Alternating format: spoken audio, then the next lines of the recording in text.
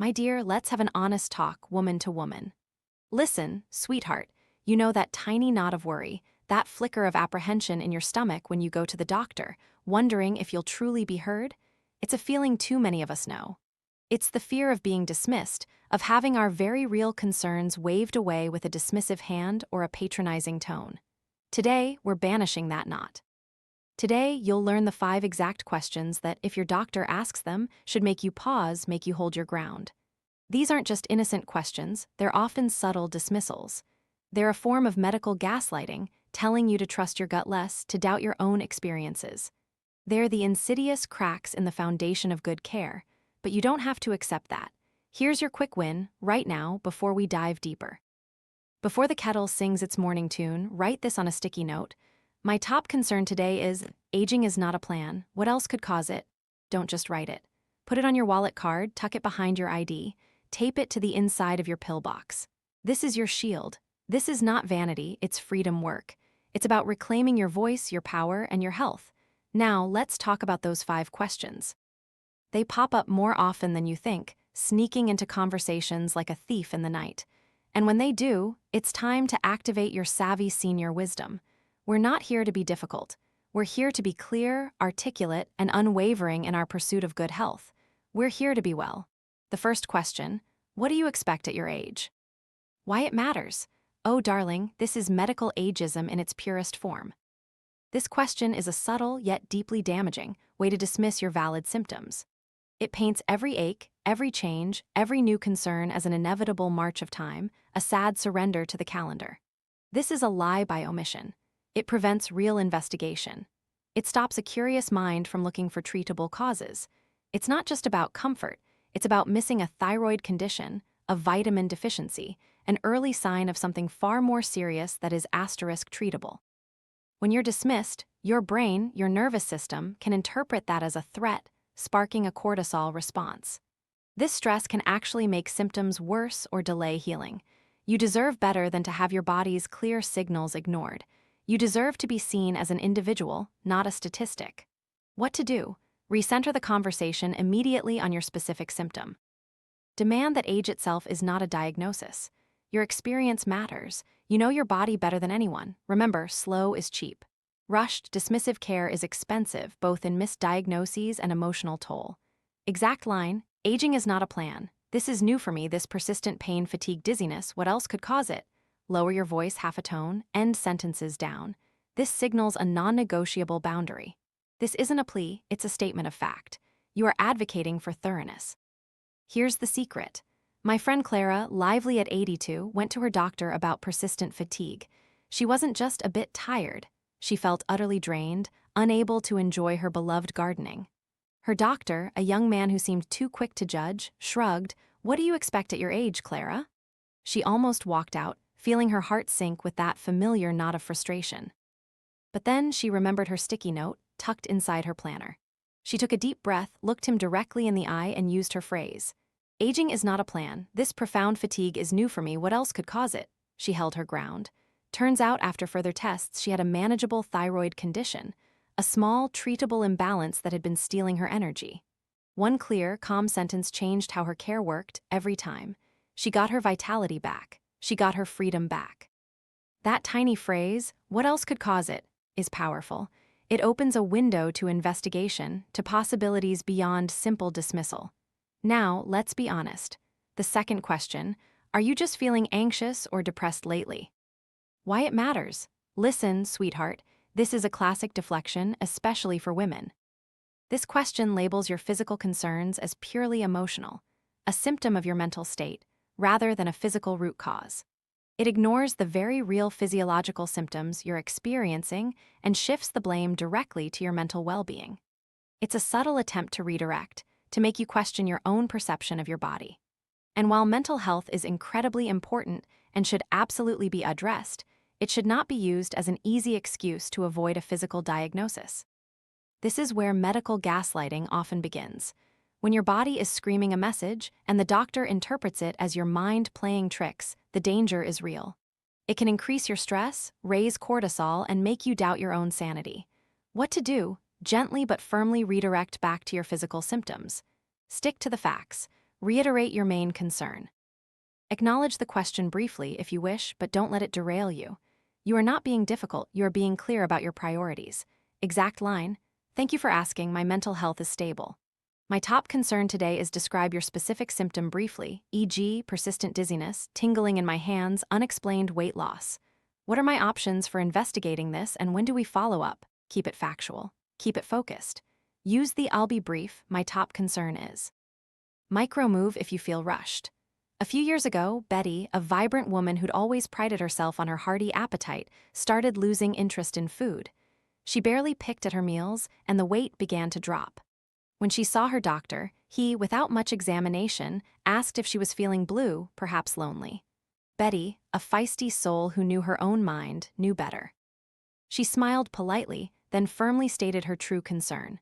"My top concern today is this significant lack of appetite and weight loss. I'm not feeling depressed, but I am worried about this physical change.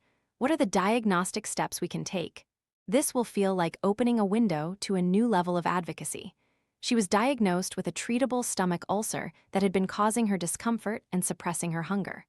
Her life and her joy in food returned. This is not vanity, it's freedom work. Do this next.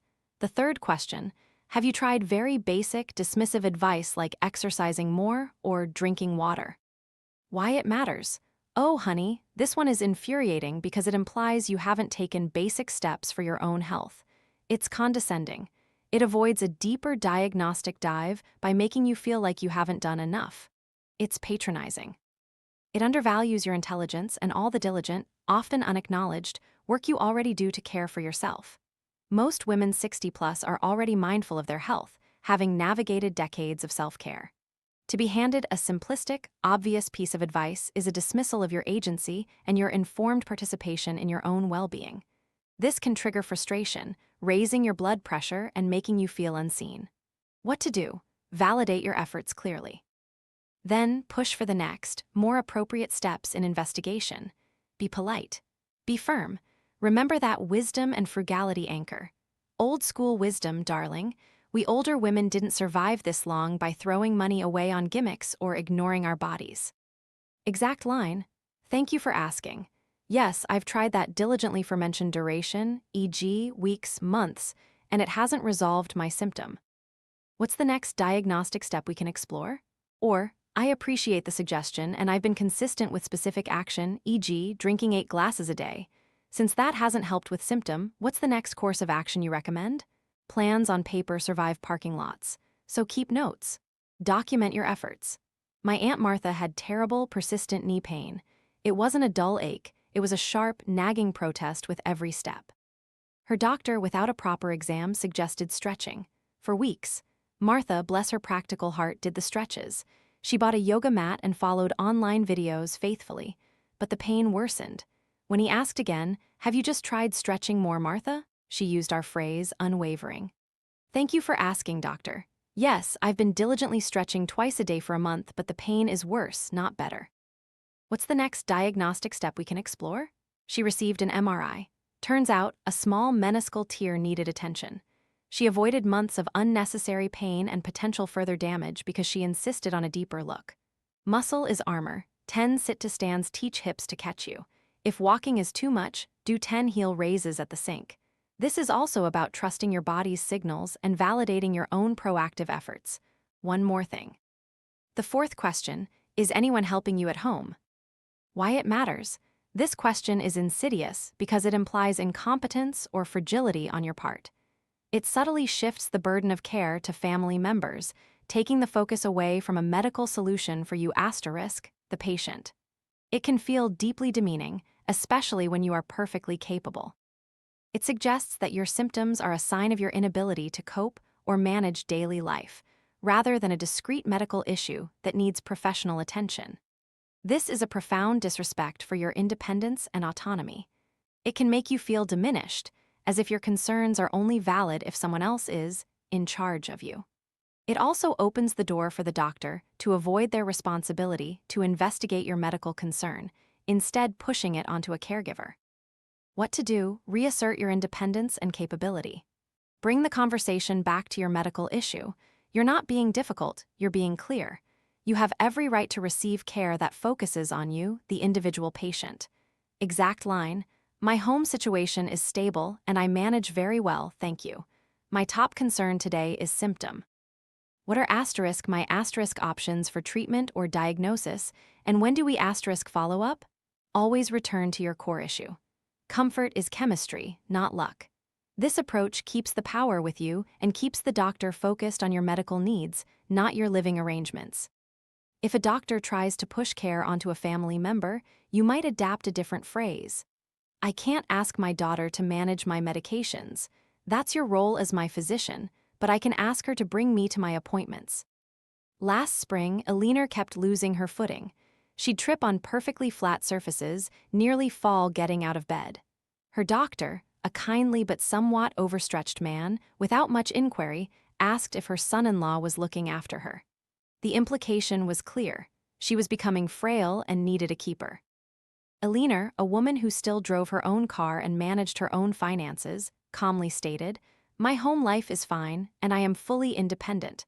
My top concern today is these frequent stumbles. It's affecting my confidence and my ability to move freely."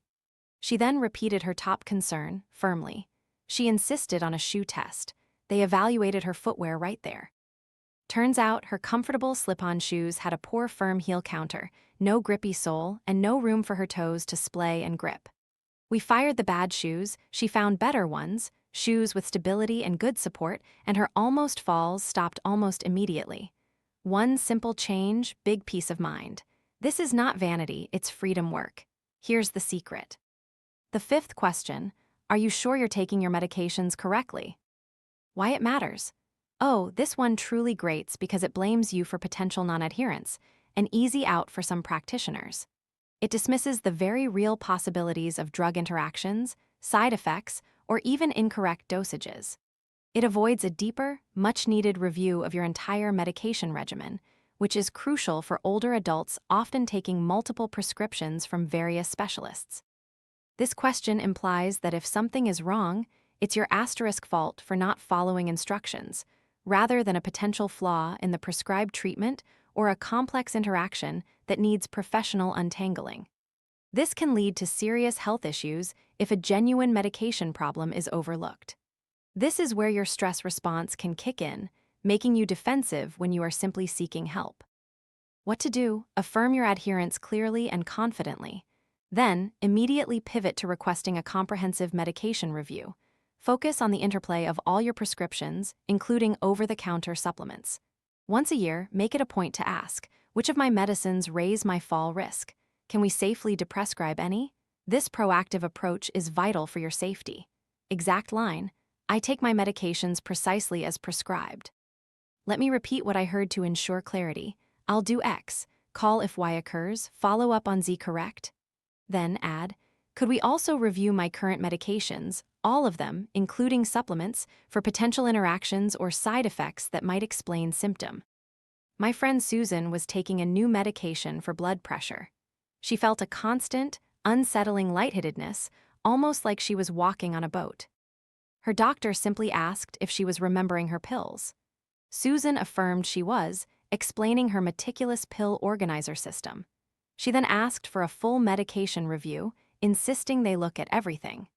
They discovered a common interaction with an over-the-counter supplement she'd taken for years for joint pain, one she hadn't even thought to mention initially because it wasn't prescribed. A simple adjustment, discontinuing the supplement and finding an alternative for her joints, brought big relief and banished the lightheadedness. Clear scripts shorten calls and speed clean refunds, and they certainly shorten the path to good health. Friend, let's make this easy. These questions are often subtle ways to deflect, to dismiss, to avoid deeper investigation. Your job is to advocate. Your sticky note on your ID, that wallet card, it's a constant reminder of your right to thorough care. It's your internal compass. You deserve to be heard. You deserve accurate, unvarnished care. You deserve to be seen as a whole, capable woman. This is your time. You've earned this clarity. Make your paths safe, darling. Set up a night-light path to the bathroom. Practice small balance every day. If walking is too much, do 10 heel raises at the sink while you brush your teeth. Remember your sink smile. Look at yourself and acknowledge your strength. Schedule joy like it matters, because it does. And finally, a few more tools for your advocacy toolbox. When paying for anything at the clinic or elsewhere, use this phrase: say the total, I tap once. Fails, void before a second. This empowers you with clear transaction boundaries and prevents double charges, a lesson in clarity for every interaction. It's about taking charge. When someone asks for too much, whether it's family or a well-meaning friend, use this: I can't do that, but I can offer smaller, clear yes. This protects your energy and sets boundaries. If you wake up anxious in the middle of the night, your mind racing, use this: okay, I'm awake. Rest is still restorative. I'll breathe and go dim. It acknowledges, soothes, and redirects, preventing further cortisol spikes. When traveling or needing a little extra consideration, remember, may I pre-board for extra time to get settled? It's a simple, polite way to ask for what you need without apology. These are all micro moves that give you confidence and control. I'm cheering for you. This is not vanity, it's freedom work. Which two habits start today, my dear?